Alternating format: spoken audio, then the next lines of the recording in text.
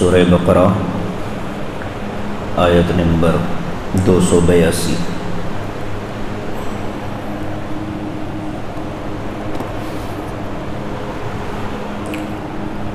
رکوع نمبر 7۔ دیکھیے، اعوذ باللہ من الشیطان الرجیم، بسم اللہ الرحمن الرحیم۔ یا ایہا الذین آمنوا اذا تداینتم بدین إلى أجل مسمى فاكتبوه وليكتب بينكم كاتب بالعدل ولا يأب كاتب أن يكتب كما علمه الله فليكتب وليملل الذي عليه الحق وليتق الله ربه ولا يبخس منه شيئا فإن كان الذي عليه الحق سفيها أو ضعيفا أو لا يستطيع أن يمل هو فليملل وليه بالعدل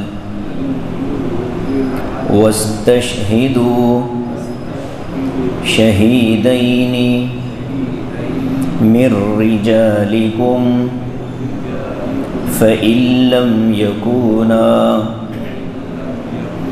رجلين فرجل وامرأتان ممن ترضون من الشهداء أن تضل إحداهما فتذكر إحداهما الأخرى ولا يأبى الشهداء إذا ما دعوا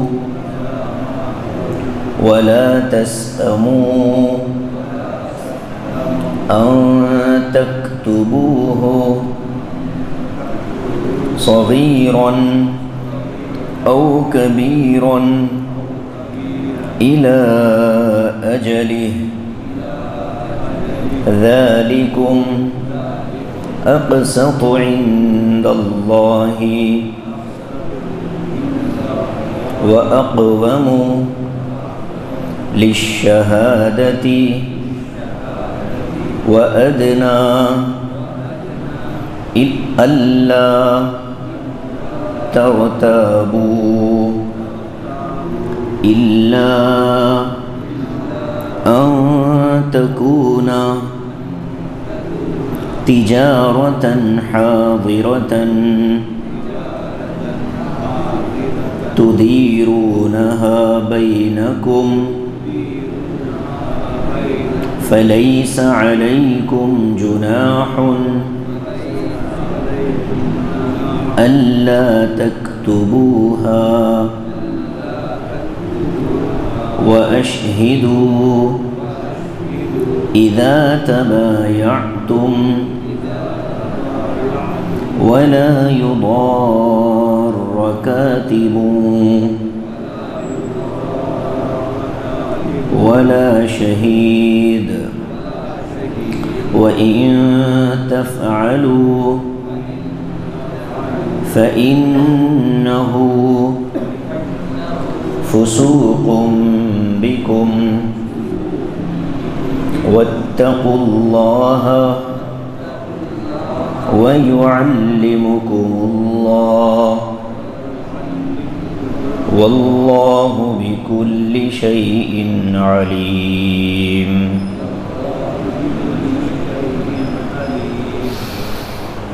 صدق اللہ العظیم۔ ترجمہ دیکھیے، یا ایھا الذین آمنوا، اے ایمان والو، اذا تداینتم بدین الی اجل مسمى فاکتبوا، جب تم آپس میں کوئی ادھار معاملہ کرو ایک متعینہ مدت تک، تو اس معاملے کو لکھ لو۔ وَلْيَكْتُبْ بَيْنَكُمْ كَاتِبٌ بِالْعَدْلِ، اور چاہیے کہ تمہارے درمیان لکھنے والا انصاف کے ساتھ لکھے۔ وَلَا يَأْبَ كَاتِبٌ أَن يَكْتُبَ، اور لکھنے والا لکھنے سے انکار نہ کرے۔ كَمَا عَلَّمَهُ اللَّهُ، جیسا کہ اللہ نے اس کو سکھایا ہے۔ فَلْيَكْتُبْ، لہذا وہ لکھے۔ وَلْيُمْلِلِ الَّذِي عَلَيْهِ الْحَقُّ، اور لکھوائے وہ آدمی جس پر حق ہے، جس کے ذمے حق ہے۔ وَلْيَتَّقِ اللَّهَ رَبَّهُ، اور لکھوانے میں اللہ سے ڈرتا رہے جو اس کا رب ہے۔ وَلَا يَبْخَسْ مِنْهُ شَيْئًا، اور اس معاملے میں سے کچھ بھی کم نہ کرے۔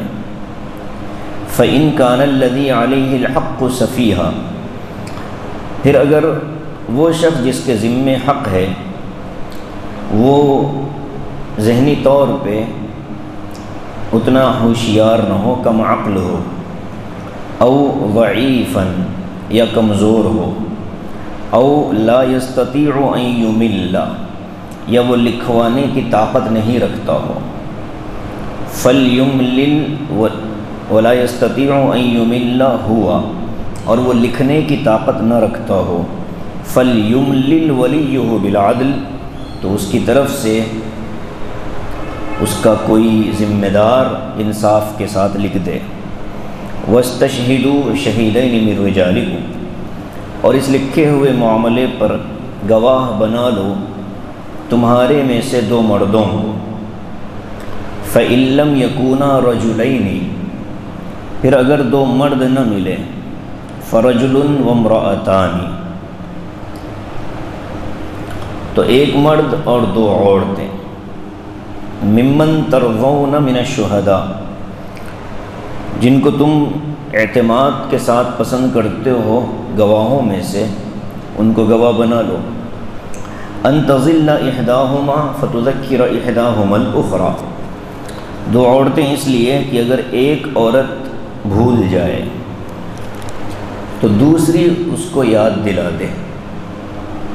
ولا یأبی الشہداء اذا ما دعوا، اور گواہ دینے والے گواہی دینے سے انکار نہ کریں، گواہ بننے سے انکار نہ کریں جب ان کو کسی گواہی پر بلایا جائے۔ ولا تسأموا ان تكتبوه صغيرا او كبيرا الى اجل، اور تم اکتاہٹ کا شکار نہ ہونا لکھنے سے، چاہے وہ معاملہ چھوٹا ہو یا بڑا ہو، اگر متعینہ مدت تک ہو۔ ذالکم اقسط عند اللہ، یہ لکھنا اور گواہی لینا اللہ کے نزدیک انصاف کے زیادہ قریب ہے۔ وَأَقْوَمُ لِلشَّهَادَةِ، اور گواہی کے زیادہ درست ہے، گواہی کے لیے زیادہ درست ہے۔ وَأَدْنَىٰ أَلَّا تَرْتَابُوا، اور یہ اس بات کے زیادہ لائق ہے کہ تم شک نہ کرو۔ إِلَّا أَن تَكُونَ تِجَارَةً حَاضِرَةً تُدِيرُونَهَا بَيْنَكُمْ، ہاں اگر کوئی ایسا معاملہ ہو کہ سامنے کی تجارت ہو، خرید و فروخت ہو، کہ تم ہاتھ کے بدلے آپس میں خرید و فروخت کر رہے ہو۔ فَلَيْسَ عَلَيْكُمْ جُنَاحٌ أَلَّا تَكْتُبُوهَا، تو ایسے معاملے میں تم پر کوئی گناہ نہیں ہوگا اگر تم نہ لکھو۔ وَأَشْهِدُوا إِذَا تَبَايَعْتُمْ، اور جب ایسا چھوٹا معاملہ کرو تب بھی کسی کو گواہ بنا لو۔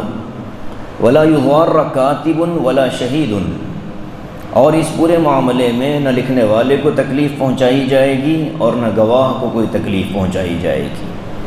وَإِن تَفْعَلُوا فَإِنَّهُ فُسُوقٌ بِكُمْ، اور اگر تم تکلیف پہنچانے والا کام کرو تو پھر یہ گناہ کی بات ہوگی۔ وَاتَّقُوا اللَّهَ، اللہ سے ڈرو۔ وَيُعَلِّمُكُمُ اللَّهُ، اللہ تمہیں سکھا رہا ہے۔ وَاللَّهُ بِكُلِّ شَيْءٍ عَلِيمٌ، اور اللہ تعالیٰ ہر چیز کا علم رکھنے والے ہیں۔ یہ آیت جیسا کہ گزشتہ درس میں میں نے ذکر کیا تھا کہ یہ آیت قرآن کریم کی الفاظ کے اعتبار سے، حروف کے اعتبار سے سب سے بڑی آیت ہے، یعنی سب سے لمبی آیت ہے۔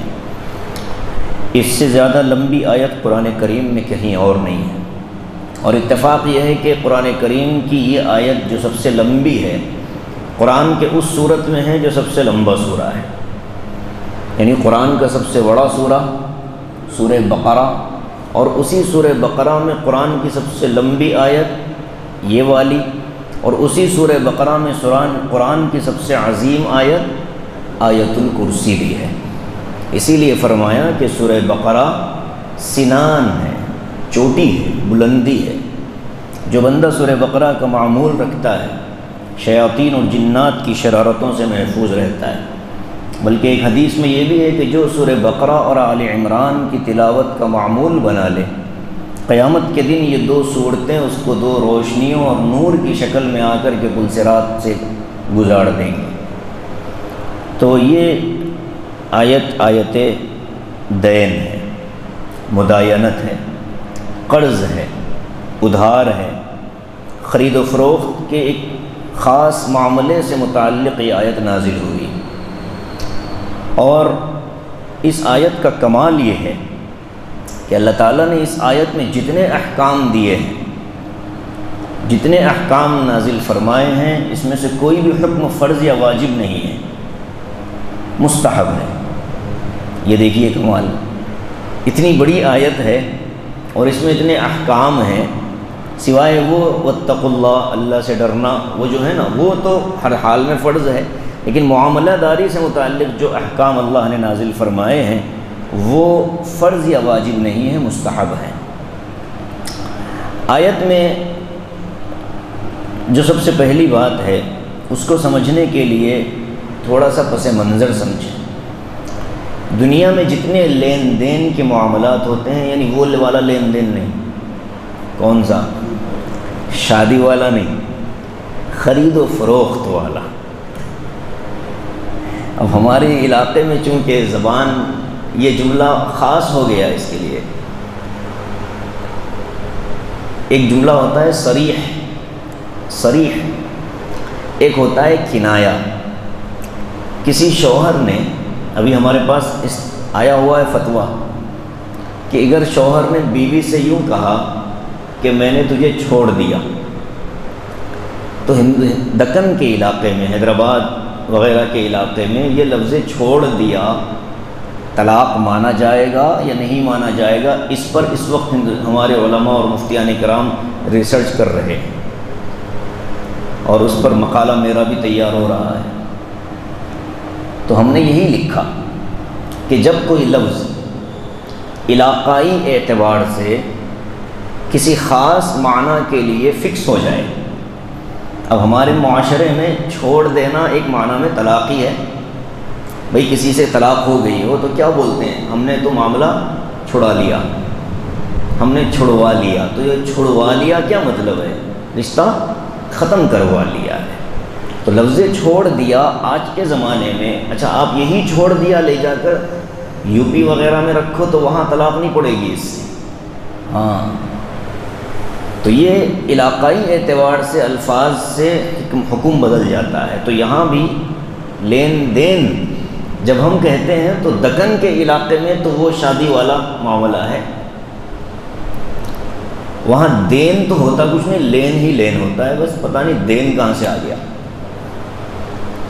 ون وے ٹریفک ہے، لڑکی والوں سے ہی لوٹا جاتا ہے جو بھی لوٹنا ہے۔ جتنے خریداری کے معاملات ہیں اس کی 4 شکلیں ہیں۔ پہلا، 2 لفظ ذہن میں رکھیے گا، ایک ہوتی ہے قیمت، ایک ہوتا ہے سامان۔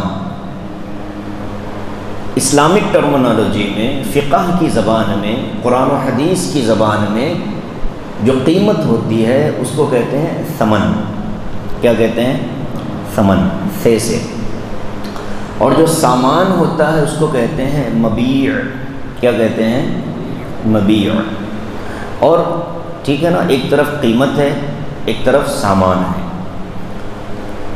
یہ دونوں چیزیں ایک دوسرے سے بدلتی ہیں۔ دکاندار کو آپ نے رقم دی، ثمن دیا، اور دکاندار نے آپ کو سامان دیا یعنی مبیع دی۔ اس پورے معاملے کو خریدنا بیچنا کہتے ہیں۔ اس کے لیے ایک لفظ آتا ہے قرآن کے اندر، حدیث کے اندر، بیع و شراء۔ بیع خریدنا، بے یہ عین۔ یہ میں اس لیے وضاحت کر رہا ہوں کہ اب آپ 2 چیزیں ذہن میں رکھیے گا۔ جتنے خریداری کے معاملات ہوتے تھے اس زمانے میں، یہ قرآن کب نازل ہوا؟ آپ اندازہ لگائیے کہ 1400 سال پہلے یہ آیتیں اللہ نازل فرما رہا ہے، جبکہ خرید و فروخت کے معاملات میں لکھنے کا کوئی تصور نہیں پایا جاتا تھا، ساری چیزیں زبانی ہوتی تھیں۔ تو 4 طرح کی خرید و فروخت ہوتی ہے۔ ایک مبیع یعنی سامان، اور ثمن یعنی رقم، پیسہ۔ دونوں بھی موجود نہیں ہیں، نہ آپ کے پاس سامان ہے نہ میرے پاس رقم ہے، ہم دونوں آپس میں ایک ڈیل کر رہے ہیں کہ بھائی جب میں نے آپ سے زمین خرید لی مثال کے طور پر، جبکہ وہ زمین آپ کے پاس ہے ہی نہیں، اور آپ نے کہا کہ ٹھیک ہے میں نے آپ کو اتنے میں بیچ دی، جبکہ میرے پاس رقم بھی نہیں ہے، تو ہوائی چیزیں ہیں دونوں کی دونوں۔ ایسی خرید و فروخت حرام ہے۔ ٹھیک۔ دوسری شکل بالکل اس کا الٹ، کہ چیز بھی تیار ہے، رقم بھی موجود ہے، میں نے آپ کو دی، آپ نے مجھے دی، معاملہ ختم۔ یہ بالاتفاق جائز ہے۔ 2 شکلیں ہو گئی۔ اب اس کے اندر ایک تیسری شکل ہے، وہ یہ ہے کہ سامان ہے رقم نہیں ہے، سامان ہے لیکن رقم نہیں ہے، کہ بھئی میرے پاس سامان تو پایا جاتا ہے، رقم نہیں پائی جاتی۔ اب دکاندار کو آ کر کے میں یہ پوچھتا ہوں کہ بھئی آپ مجھے سامان دے دیں، میں ایک مدت کے بعد آپ کی رقم لوٹا دوں گا، اس کی بھی اتفاق، اس کی بھی اجازت ہے۔ ایک شکل یہ ہوتی ہے کہ رقم موجود ہوتی ہے، سامان نہیں ہوتا، کہ بھئی آپ یہ میری رقم، سامان، پیسہ پکڑیں، اتنے دن بعد مجھے فلاں چیز دے دیں، اس کی بھی اجازت ہے۔ تو 4 شکلیں ہو گئی۔ اس میں جو تیسری شکل ہے، کون سی؟ سامان ہے رقم نہیں ہے۔ تو اس معاملے میں ہوتا یہ تھا کہ لوگ سامان لیتے تھے، چلے جاتے تھے، اور پھر مع السلام، پوچھنے پر بتاتے تھے کہ سامان خراب ہو گیا، لہذا آپ کی رقم گئی، ہم آپ کو نہیں دیں گے۔ تو جھگڑا ہوتا تھا۔ اس کی دفعیے کے لیے، اس کو ختم کرنے کے لیے قرآن نے یہ ضابطہ بتایا، کیا؟ اے ایمان والو، جب تم کوئی معاملہ ادھار والا کرو، تداینتم بدین، دین کہتے ہیں قرض کو۔ اللہ کے رسول نے ایک دعا سکھائی نا، کیا؟ اللہم انی اعوذ بک من العجز والکسل واعوذ بک من الجبن والبخل واعوذ بک من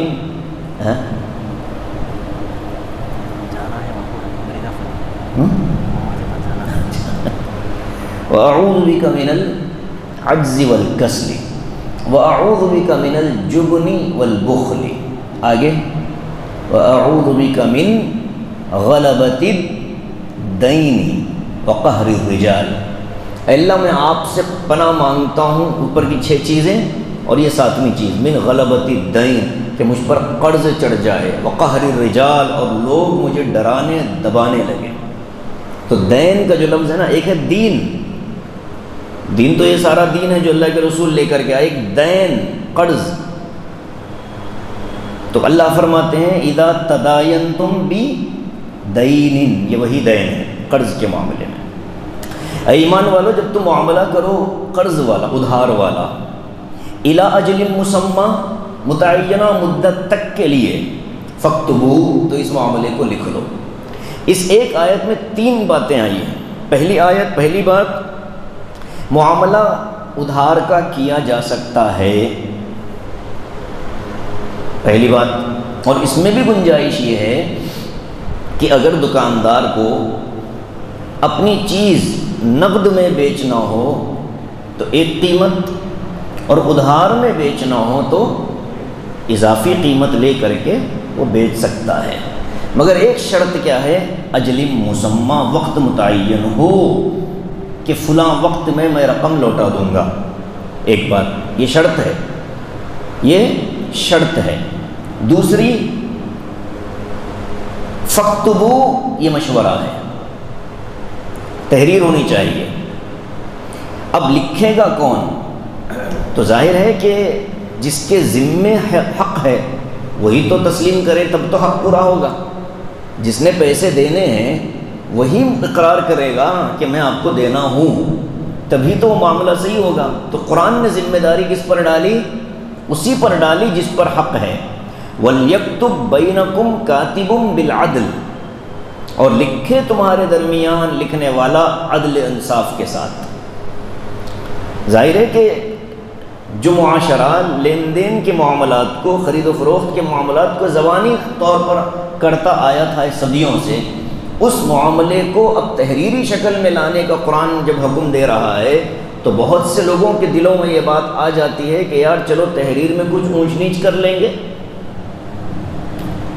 میں دینا ہوں اتنے، کچھ بہانے بنا کر کے گھٹا لیں گے۔ تو قرآن کہتا ہے عدل، انصاف، اپنا نقصان کر لو، آگے والے کا نقصان نہ کرو، یہ ہے قرآنی حکم۔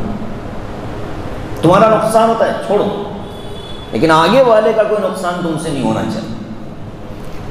تو فرمایا وَلْيَكْتُبْ بَيْنَكُمْ كَاتِبٌ بِالْعَدْلِ، عدل کے ساتھ لکھو، اور وَلَا يَأْبَ كَاتِبٌ أَن يَكْتُبْ، دونوں ان پڑھ ہیں، لینے والا اور دینے والا دونوں کو لکھنا نہیں آتا، تو ایسی شکل میں تیسرے کو بلایا جاتا ہے کہ بھائی آپ تھوڑا سا ہمارا معاملہ تحریر فرما دیں، اور وہ اگر یہ کہے کہ جاؤ میں نہیں آتا تو کہا جاتا ہے کہ گناہ گار ہوگا۔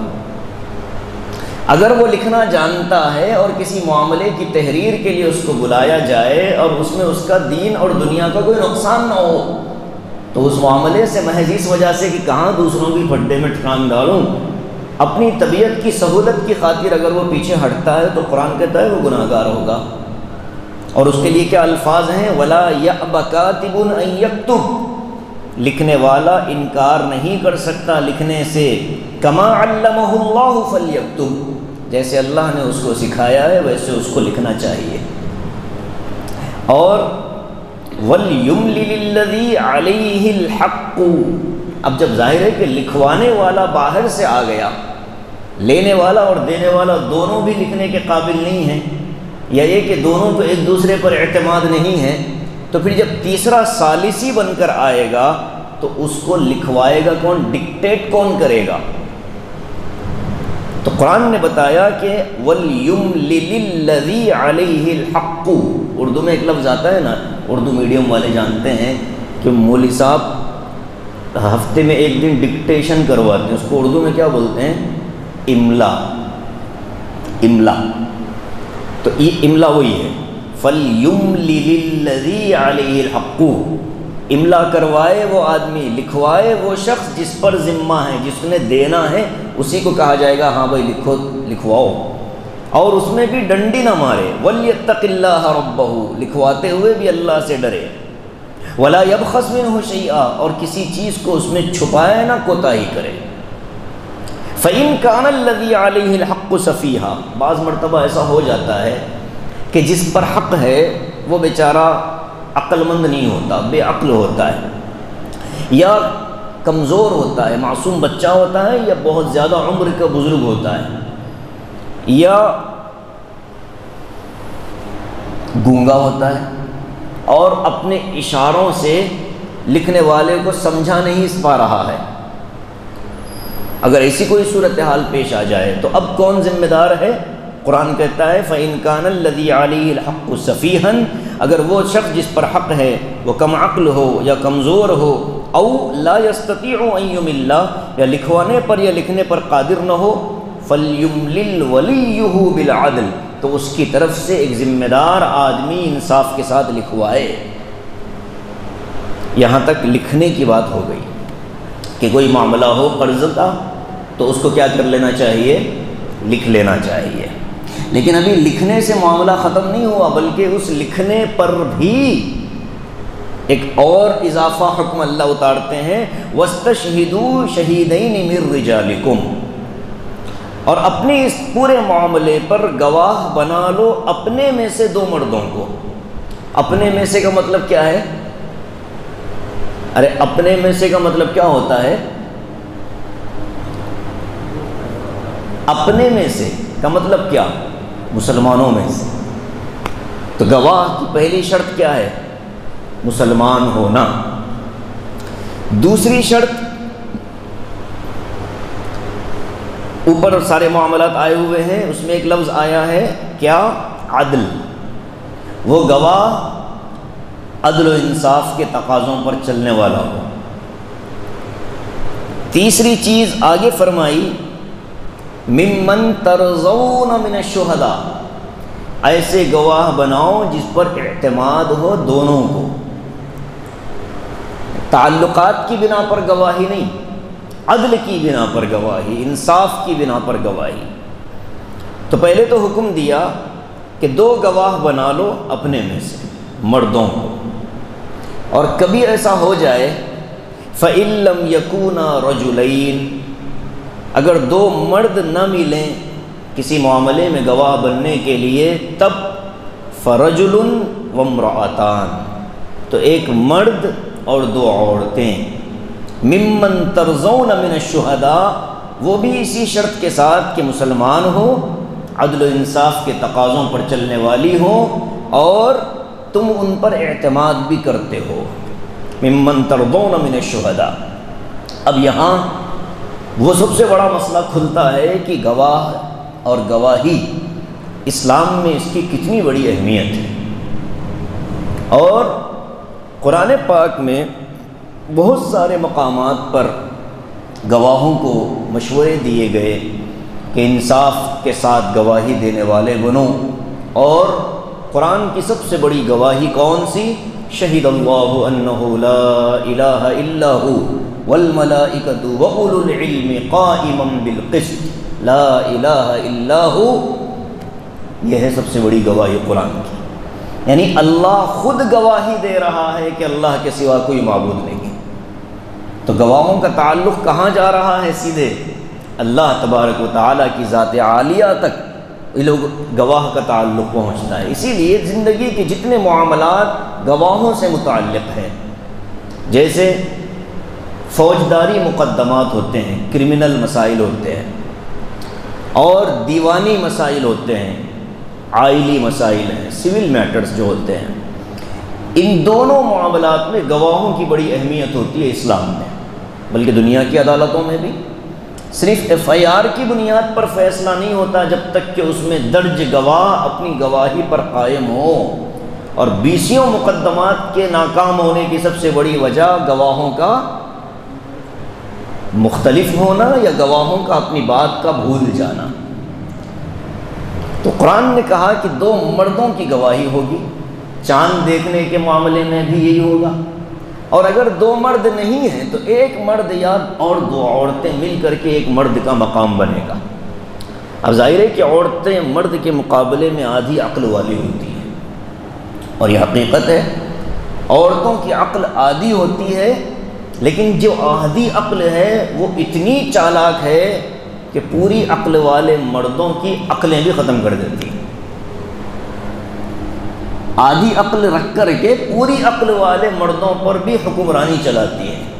اسی لیے کسی نے کہا کہ جو عورتیں اپنے شوہروں کو اپنے ماتحتی میں رکھتی ہیں کہ شوہر کو بیوی جب بولے گی اٹھو تو اٹھے گا، جب بولے گی بیٹھو تو بیٹھے گا، جب بولے گی چلاؤ تو چلائے گا، جب بولے گی خاموش تو خاموش، جو پک گیا کھا لیا، جو ڈال دیا۔ تو قوامیت جو ہے نا، قوامیت جب وہ مرد کی ختم ہو جاتی ہے تو سمجھداروں نے مشورہ دیا اس عورت کو کہ اللہ کی بندی، اگر تو عقل مند ہوتی تو اپنے شوہر کو بادشاہ بنا کر رکھتی اور خود بادشاہ کی بیوی کہلاتی، لیکن تیری عقل آدھی، تو نے اپنے شوہر کو نوکر بنا رکھا اور خود نوکر کی بیوی بن کر زندگی گزار رہی ہے۔ تو آدھی عقل والی عورتوں کی وجہ سے دو عورتوں کی عقل جب ملے گی تو ایک مرد کی عقل کے برابر آئے گی۔ اسی لیے قرآن مقدس میں مردوں کو جو ذمہ داریاں ملی ہیں اس میں ایک بڑی ذمہ داری ہے نماز کی امامت۔ عورت امامت نہیں کر سکتی، بلکہ اپنی عورتوں کی امامت بھی عورت نہیں کر سکتی۔ مسئلہ یہی ہے، عورتیں ہیں ساری، تو اس میں ایک عورت امام بن جائے، اس کی بھی اجازت نہیں ہے۔ مردوں کی تو بالکل ہی نہیں ہے۔ عورت فیصلہ نہیں کر سکتی، قاضی نہیں بن سکتی، عدالت میں قاضی عورت کو نہیں بنایا جا سکتا۔ خلیفہ کا جو مقام ہے خلافت، عورت کو نہیں دیا جا سکتا۔ حضور نے فرمایا جس قوم کی سربراہ عورت ہے اس قوم کو تباہی سے کوئی نہیں بچا سکتا۔ فقہاء نے لکھا جس گھر کی سربراہ عورت ہوتی ہے مرد کی زندگی میں کہ وہ ہے زندہ لیکن صرف ایک ATM کی طرح اس کی زندگی گزرتی ہے، فیصلے اور اہم ترین معاملات میں عورت کی بات چلتی ہو تو پھر اس گھر کو بھی جہنم بننے سے کوئی نہیں بچا سکتا۔ دو عورتوں کی گواہی ایک مرد کی، اس پر مفسرین نے بڑی عمدہ سائنسی تحقیقیں کی ہیں۔ ایک بات سنا دیتا ہوں، عورتوں کے ذہن پر بھی تحقیق کی گئی، مردوں کے ذہن پر بھی تحقیق کی گئی، تو مرد کے ذہن کو اس نوعیت کا پایا گیا کہ مرد بیک وقت ایک ہی چیز پر توجہ مرکوز کرتا ہے، ملٹیپل ٹاسک مرد نہیں کر سکتا،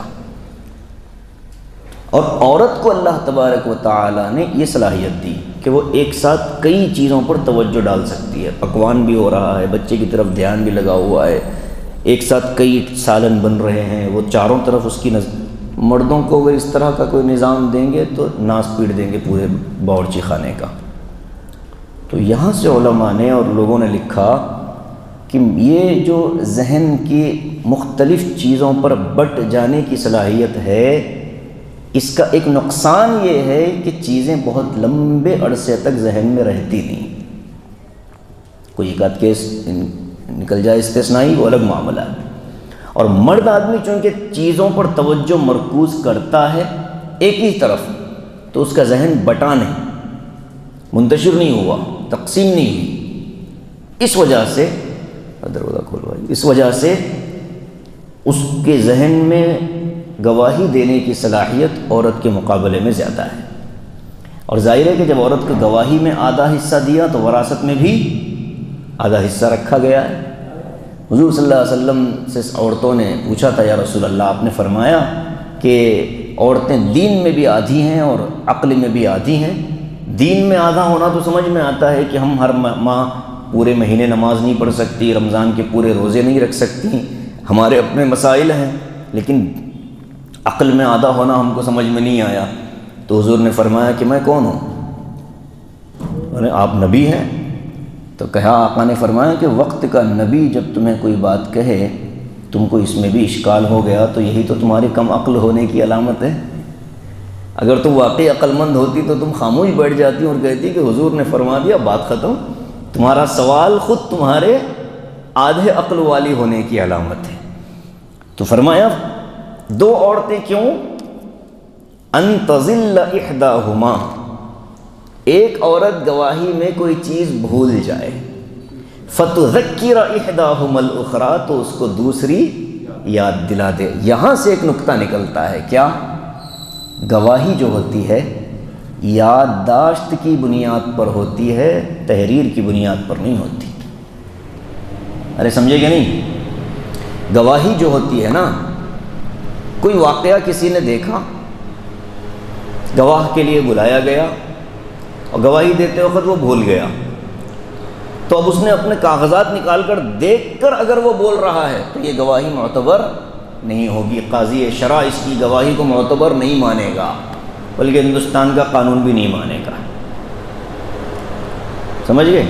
تو گواہی میں اصل کیا ہے؟ یادداشت۔ جب بندہ گواہی دے گا تو دیکھ کر گواہی نہیں دے سکتا، اپنے یاد سے گواہی دے گا۔ اگر کوئی بھول گیا تو اس کی گواہی ختم، مقدمہ ہی ختم ہو جائے گا۔ بڑا نازک مرحلہ ہے۔ اب کیا کہا؟ وَلَا يَأْبَ الشُّهَدَاءُ إِذَا مَا دُعُوا، اور جو گواہ ہیں ان کو جب کسی معاملے میں گواہ بنانے کے لیے بلایا جائے تو وہ انکار نہ کریں۔ بھائی یہ تو ایک مسلمان کی مدد ہے، معاونت ہے، ایک مسلمان بھائی کی مدد کرتے ہوئے آدمی کو پیچھے نہیں ہٹنا چاہیے، اس میں کون سے پیسے لگنے والے۔ ہاں اگر گواہ یہ بولے کہ بھائی میں رہتا ہوں اتنی دور اور تمہارے لیے گواہی دینے کے لیے آنا پڑے گا، مجھے خرچہ دو، تو اس کو خرچہ دینا لازم ہوگا۔ اور اگر لکھنے والا بولے گا کہ میں مفت میں نہیں لکھوں گا تمہاری تحریر، مجھے اس کے پیسے دینے پڑیں گے، تو یہ دینا پڑے گا، یہ دینا ضروری ہے، اور اس کے لیے وہ لینا حلال ہے، جائز ہے۔ ڈاکیومنٹ رائٹر جو پیسے لیتے ہیں یہ بالکل حلال کمائی ہے، اس میں کوئی، ہاں یہ الگ بات ہے کہ وہ کوئی جھوٹا مقدمہ لکھ رہے ہوں، سودی معاملہ لکھ رہے ہوں، تو پھر وہ معاملہ الگ ہوگا۔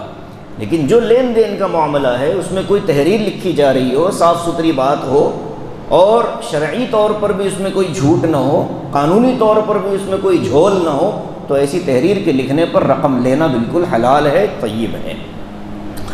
اب ایک بندہ کتنے معاملے کرے گا؟ ظاہر ہے کہ 20 معاملات کرتا ہے تو ہر مرتبہ لکھنا پڑے گا۔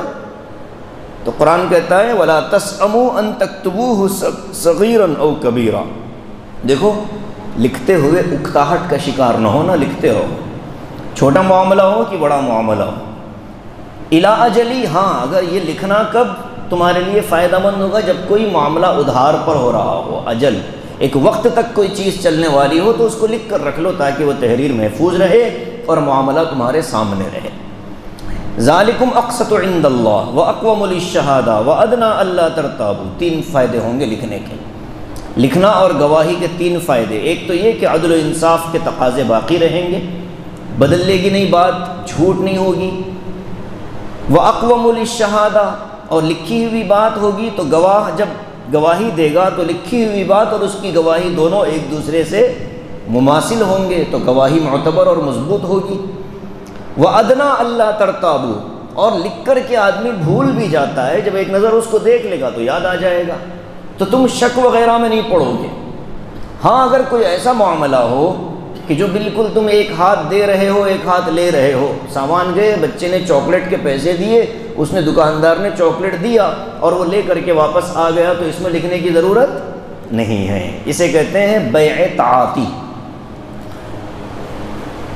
خرید و فروخت کے معاملات پر بھی بڑی لمبی بحث ہے فقہا کے پاس، تو قرآن کہتا ہے الا ان تکون تجارتاً حاضرتاً، تجارت تو ہم سمجھتے ہی ہیں، حاضرتاً یعنی بالکل سامنے کا معاملہ ہے، اس نے ہاتھ سے پیسے دیے، آپ نے ہاتھ سے سامان دیا، معاملہ ختم ہو گیا۔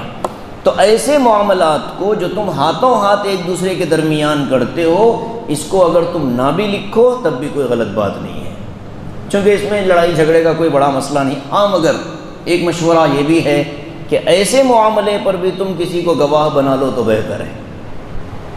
مثال کے طور پر ایک آدمی نے سامان خریدا، اس کو اختیار ہوتا ہے، شریعت نے اس کو اختیار دیا کتنے دن کا؟ 3 دن کا۔ 3 دن کے اندر وہ چاہے تو اپنے اس سامان کو دکاندار کو واپس کر سکتا ہے کہ بھیا مجھے اس پر اطمینان نہیں ہے، آپ یہ لے لیں اور مجھے میری رقم دے دیں۔ اسے کہتے ہیں خیار شرط، اس کی اجازت ہے۔ 3 دن گزر گئے، اب پھر وہ بندہ زبردستی کوئی چیز اس میں نکال کر عیب دینا چاہے تو اب اجازت نہیں ہوگی۔ گواہ بنانے کا ایک فائدہ یہ ہوگا کہ جب دکاندار سے اس نے کہا نا کہ بھائی 3 دن بعد میں واپس کروں گا اگر سمجھ میں نہیں آیا، اور کوئی تحریر تو ہے نہیں، گواہ موجود ہیں، تو وہ گواہ یہ گواہی دے گا کہ ہاں اس نے آپ سے معاملہ کرتے ہوئے یہ بات کہی تھی، یہ فائدہ ہوگا گواہوں کا۔ آج کل دکاندار اپنی بل پر نیچے ایک چیز لکھتے ہیں، کیا کہ 1 مرتبہ جب خرید لو نو ریٹرن نو ایکسچینج، شرعاً اس کی اجازت نہیں ہے، ایسا لکھنا جائز بھی نہیں ہے۔ اور جب اس لیے کہ جب قرآن اور حدیث کسی معاملے کو 3 دن سے پہلے ختم کرنے کی اجازت دیتے ہیں تو ہم اس کو فوراً ختم کرنے والے کون ہوتے ہیں؟ اور اسی وجہ سے جو بڑے تاجر ہیں وہ چیزوں کو واپس لینے میں عیب نہیں سمجھتے، کیونکہ ان کو پتہ ہے کہ اسی میں برکت بھی ہے اور اسی میں عزت بھی ہے۔ فرمایا وَأَشْهِدُوا إِذَا تَبَايَعْتُمْ۔ اب یہاں ہمارے اپنے زمانے کے معاشرے کی ایک عجیب برائی کا ذکر ہے۔ ہمارے معاشرے میں کیا ہوتا ہے، ہمارے سماج میں، کہ گواہوں کو یا تو خریدا جاتا ہے یا ڈرایا جاتا ہے، دھمکایا جاتا ہے کہ تم کو گواہی یہی دینی ہے۔ اور قرآن نے کہہ دیا 1400 سال پہلے وَلَا يُضَارَّ كَاتِبٌ وَلَا شَهِيدٌ، تحریر لکھنے والے کے گن پٹی پر تم گن رکھ کر کے تحریر لکھوا لو تو وہ اپنی جان کے ڈر سے کچھ بھی لکھ تو دے گا لیکن تم پکڑے جاؤ گے۔ نہ لکھنے والے کو تکلیف پہنچائی جائے گی، نہ گواہ کو تکلیف پہنچائی جائے گی۔ اس لیے کہا کہ جب گواہ گواہی دینے کے لیے خرچہ مانگے گا کہ مجھے سفر کا خرچ دینا پڑے گا تو دینا پڑے گا، اس کو یہ نہیں کہہ سکتے کہ تم اپنا خرچ لگا کر کے آؤ، جاؤ ہم نہیں دیتے کیا کرتے تم، تو یہ ظلم ہے اور حرام ہے۔ ایسے ہی لکھنے والا اگر اپنی پوری محنت کرے اور اس کے بعد ہم اس کو اس کی متعینہ یا کہ اس کی اپنی رقم اس کو نہ دیں تو یہ بھی ظلم ہے۔ وَلَا يُضَارَّ كَاتِبٌ وَلَا شَهِيدٌ کے اندر یہ داخل ہے۔ وَإِن تَفْعَلُوا فَإِنَّهُ فُسُوقٌ بِكُمْ، اور اگر تم ایسا کرو گے اپنی طاقت کے بل بوتے پر کہ گواہ کو بھی ڈرا رہے ہو، بیان بدلوا رہے ہو، تو یہ تو گناہ کی بات ہے کھلم کھلا۔ وَاتَّقُوا اللَّهَ، اللہ سے ڈرو، وَيُعَلِّمُكُمُ اللَّهُ، اللہ تم کو سکھا رہا ہے کہ کیسے زندگی گزارنا ہے، معاملات کیسے کرنا ہے، اللہ سکھا رہا ہے۔ وَاللَّهُ بِكُلِّ شَيْءٍ عَلِيمٌ، اور اللہ یہ بھی جانتا ہے کہ کون دل میں چور رکھتا ہے اور بظاہر کیا ظاہر کرتا ہے، یہ ساری چیزیں اللہ جانتا ہے۔ تو تم اگر گواہ کو ڈرا کر کے بیان بدل دو، اللہ جانتا ہے حقیقت کیا ہے، اور اگر تم لکھوانے میں گڑبڑ کروا دو، اللہ جانتا ہے حقیقت کیا ہے۔ وَاتَّقُوا اللَّهَ وَيُعَلِّمُكُمُ اللَّهُ، یہ جو وَاتَّقُوا اللَّهَ آتا ہے آخری میں، یہ ایک حکمت ہوتی ہے قرآن احکام کو سمجھانے کی کہ دیکھو یہ حکم جو اللہ تم کو دے رہا ہے اس میں تمہارا فائدہ ہے، تمہاری مصلحت ہے، اس لیے اللہ سے ڈرتے رہو، اور جو سکھا رہا ہے اللہ اس کو سیکھتے رہو، اللہ خوب جاننے والے ہیں۔ آگے کی 2 آیتیں ہیں وہ بھی اسی سے متعلق ایک مضمون کو بتاتی ہیں، اور بس 4 آیتیں رہ گئی ہیں سورہ بقرہ کے ختم ہونے کے لیے۔ ایک تو رہن والا معاملہ ہے اگلی آیت میں، اس کو ہم نے عمدن چھوڑ دیا، انشاءاللہ اس کو اگلے کسی درس میں سنا لیں گے، اور اس کے بعد پھر سورہ بقرہ کی آخری 2 آیتیں ہیں۔ خلاصہ کلام یہ کہ اس آیت میں الگ الگ احکام بتائے گئے ہیں۔ ادھار کا معاملہ کرنے کی اجازت ہے، ادھار معاملہ ہو تو وقت کو متعین کر لینا چاہیے، اور وقت کا متعین کرنا واجب ہے۔ تحریر لکھ لینی چاہیے، یہ مستحب ہے۔ لکھنے والا عدل کے ساتھ لکھے، یہ بھی ضروری ہے، اور لکھنے والا لکھنے سے انکار نہ کرے، یہ بھی ضروری ہے، اور جس پر حق ہے وہ لکھوائے، یہ بھی ضروری ہے۔ اور لکھواتے ہوئے اللہ سے ڈرے، کمی بیشی نہ کرے، یہ بھی ضروری ہے۔ اور اگر لکھوانے والا نہیں لکھوا سکتا تو کسی اور کو وکیل بنا دے، ذمہ دار بنا دے، اور اس پورے لکھے ہوئے معاملے پر 2 مردوں میں سے گواہ لے لے۔ دونوں مرد میسر نہ ہو تو پھر 1 مرد اور 2 عورتیں۔ یہاں ایک نقطہ یہ بھی ہے کہ اگر دونوں بھی عورتیں، ایک بھی مرد نہ ملے تو کیا 4 عورتیں نہیں ہوگی؟ خالص عورت کی گواہی نہیں چلتی، مرد کا اس میں شامل ہونا ضروری ہوگا، ورنہ اگر 2 مرد نہیں ملے تو 4 عورتوں کو لا کر گواہی نہیں دلوائی جا سکتی۔ یہ نقطہ رہ گیا تھا، ذہن نکل گیا تھا میرے۔ تو عورتوں 1 مرد اور 2 عورتیں، اس لیے کہ اگر ایک عورت بھول جائے تو دوسری عورت اس کو یاد دلا دے۔ اور اگر گواہ بننے کے لیے بلایا جائے تو انکار نہ کرے، اور لکھتے ہوئے آدمی اکتاہٹ کا شکار نہ ہو۔ اللہ تعالیٰ کی طرف سے یہی تمہارے لیے بہتر ہے۔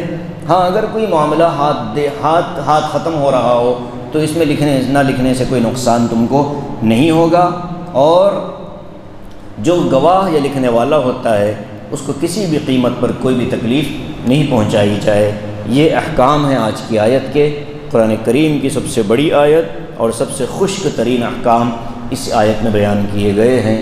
اللہ پاک ہم سب کو توفیق عمل نصیب فرمائے، آمین وآخر دعوانا۔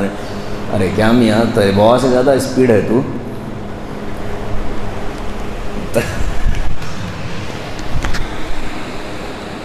دنیا جائے پانی بھرنے، مجھے چائے پلانا ہے۔